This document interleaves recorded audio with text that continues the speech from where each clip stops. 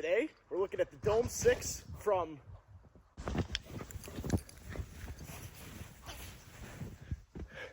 Pomoly. So before you buy it, let me try it and let you know if it's worth the money or if this product's just funny. Let's go inside and check out how big this tent is, because it's a pretty big tent. Oh, and it's freestanding. I did not notice the actual roof. The center, look how stuffed that is.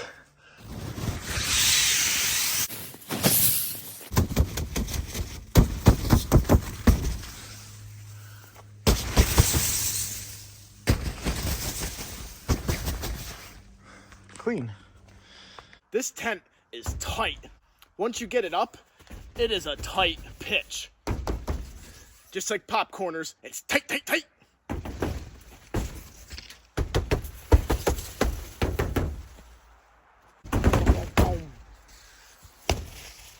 It's tight. So far, I've tested this tent in the rain and in a snowstorm. I did not put it up against the Spackman water torture test because Mother Nature was able to provide that for us. I would like to say that it was waterproof, but here are the results. Spackman here from the future. I'm so sorry, guys. During editing, I noticed that I don't have the footage from the leaking from the rainstorm. You just have to take my word for it that it did leak. Or you could go over to Luke's channel, Outdoor Gear Review, and see his leaking. But I'm sorry, I lost my footage. I'll do better next time. I promise. And from my past experience with Pomoly's tents, you have to waterproof them yourself. They do a good job at starting the waterproofness, but with this tent, there's seams everywhere. There's so many seams.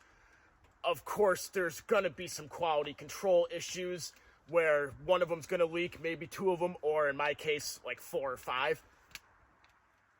But for the size and price of this tent, waterproofing it yourself is not a big deal, in my opinion. Now, I went away last weekend for my birthday weekend, and we ended up getting about 6 inches of snow.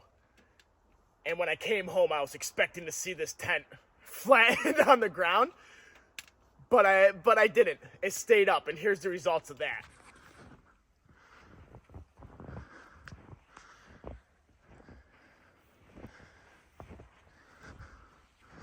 Well, this is how it did with 6 inches of snow. Not bad. This side collected more than the rest. We'll go inside and see how much that bowed. This is the sun side. It all melted off already. Just with the sun, it's pretty warm in there with the door open because I was lazy and I forgot to shut the door.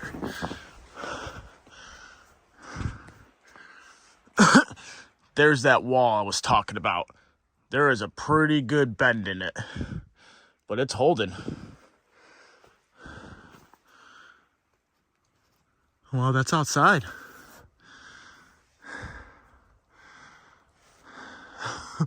Look at that.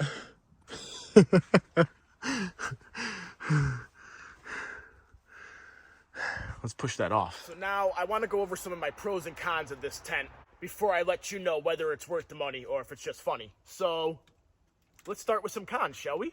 Con number 1, it leaks. Con number 2, it only comes with one pocket. It only comes with one gear pocket to store your gear in, and it's right above your head where you want to be able to walk.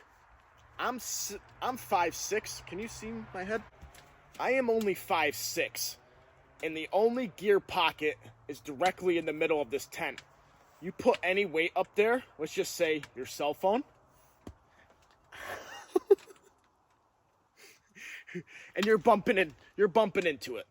So you can't stand up. I mean, that's on my head. You can't stand up if you have any gear in here. So that's con number 1.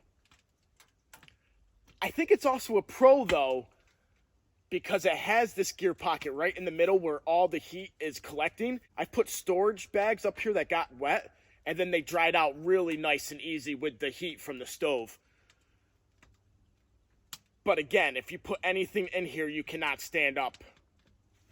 I mean, I can stand up next to it. I'm only 5'6". I can stand up until about here. Probably a foot and a half from the middle of the tent.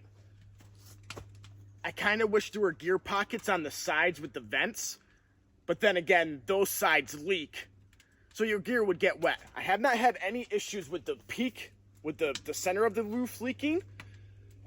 This is the only part of the tent that has a rain fly, so maybe that is why the middle hasn't leaked. Con number 2 is going to be in the setup of this tent. I almost gave up setting this tent up. It really frustrated me. I tried for over 25 minutes to set this tent up on my own, and like I said, I almost gave up on it. It was rather hard to get this tent to pitch up with one person. The main poles that go across to make the dome, they have to go through sleeves. Sleeves are a pain in the butt when you're trying to put a tent pole through it. They get caught all the time, and this tent was no exception to that rule. So after fighting with this tent for 25 minutes, I went over to Luke's channel, Outdoor Gear Review, and saw how he set it up. If you're interested in how to set this tent up, I'm not going to go over it, but he did a great job at explaining it. Once I saw his video and figured out how to set it up, I was able to set it up myself, and it was actually pretty easy at that point, besides getting the poles through the sleeves, because that was still a pain in the butt. I had to slide them through, then walk around to the other end and get it unstuck in the sleeve, walk back around, push it a little farther, then it got stuck again, walk back around, unstick it, walk around, start sticking it through again. With 2 people, it would be easier, but with 1 person, you can do it. So that's con number 2. It was a little difficult to set up, but once you get it set up, let's go over the pros. Oh, con number 3 might be the price. It's a little on the expensive side, but for the size tent it is and what you get with it, I don't think the price is a con, but it might be for some people. Pros. This tent is massive. It is a big tent. I think you could fit 3 people in this tent with their gear and chairs set up around a fireplace. I have 1 cot set up over here. It's a 6-sided tent.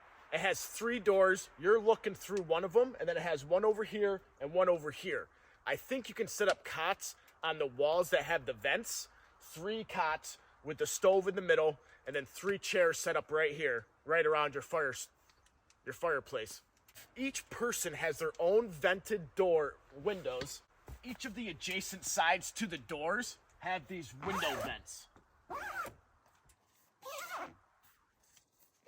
which makes it very convenient for everyone in your tent. If they want more air, they can open it up themselves. If they need to get out, they have their own doors too. That's pretty cool in my opinion. The stove jack comes with an extra stove jack flap, a Velcro one that Velcros over top of the pre-existing one. The main stove jack is sewn into the tent, but it has another cover that goes over it. I'm not sure if that's a replacement stove jack or if that's a cover to go over it in case it's raining or snowing and you don't want to use it as a hot tent. But it also has a zipper fly that goes over the stove jack. So I'm not really sure what that is. I think it might be a replacement, but it could be an extra cover. I like the position of the stove, how it's kind of in front of one of the doors, but it still leaves you enough room to get in and out of it. If you're going in and out of the door where the stove jack is, with the stove going, you definitely need to be cautious of the door swinging in and touching the stove because you don't want to melt that door. I highly suggest using either the door that I'm filming in or the spare door over here instead of going out the stove door. Hi, Remy Dog. Ooh, you are wet and cold. Remy Dog break. You almost got the camera. During the snow test, it shed and held snow pretty darn well. I have to say, the middle collected more snow than I wanted it to, but it held up. That rain fly right in the middle helped disperse that snow, but once more weight in the rain fly, hey, bro, get out of the camera's way, man. Once there was too much snow in the rain fly, it started dipping and then collecting the snow. If you add a balloon, just a regular blow-up balloon, to the middle, or a tiny beach ball, some sort of small ball to make that more domed right in the middle for the rain fly, you would lose that collection. and possibly make it even better just with a balloon or a tiny beach ball from the Dollar Tree, dollar store. Something as simple as that. That's probably one of the biggest cons too, is the roof. That rainfly has a tendency to collect water and snow. I have not had a stove in here with the snowstorm yet. I was out camping in a different tent, different stoves. Actually, no, this stove and another stove, but a different tent while this snowstorm happened. If you had a stove in here during a snowstorm, I doubt anything would build up because it'd be warm enough to melt it as it's falling onto it. You can get a ground sheet and an inner screen tent for this tent. As of right now, it has, without the ground sheet, it has snow skirts all the way around it on the outside and the inside, which is pretty darn cool. With the ground sheet and that was a bug. It's cold and it's snowy. This winter has been weird. Anyways, with the ground sheet and the inner snow skirt, you can somewhat stop the bugs from getting in, but without that inner tent, bugs can get in the summertime, in the spring, and in the fall. So this isn't the greatest tent for keeping bugs out, but if you have the inner mesh tent, then that would help with the bugs, especially when you're sleeping.